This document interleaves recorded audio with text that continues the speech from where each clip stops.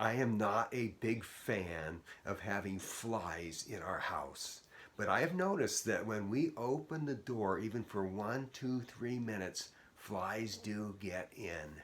Today, let's talk about how to keep the devil out of our lives.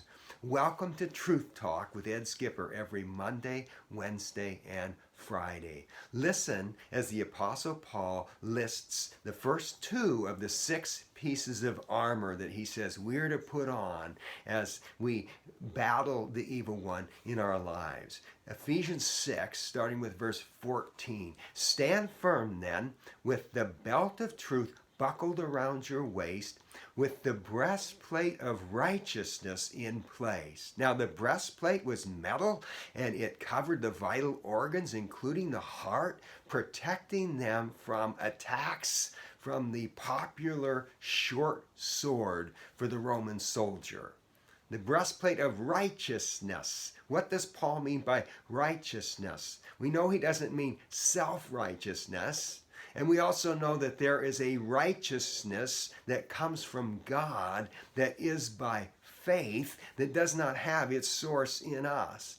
But that right standing with God that comes by faith also leads to right living, godly living, holy living, forsaking sin. And that is the breastplate of righteousness that I believe Paul has in mind here. I have been on walks before, just going along, minding my own business, when I was startled by a loud and vicious barking dog right next to me. I look up and I recognize that there is a fence between the dog and myself, and that's the first part of comfort that I get. The second thing I do is I look to see that there is no gate open for that dog to have access to me. Well, we give the evil one access to our lives when we sin. So it's important what our attitude toward sin is. We shouldn't just say, oh, well, God understands. He'll forgive me anyway. Or everyone has their vices.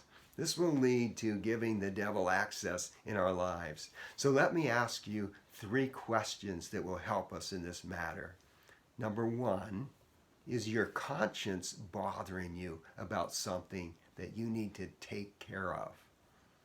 Number 2, are you disobeying God in some matter and you need to be obeying Him?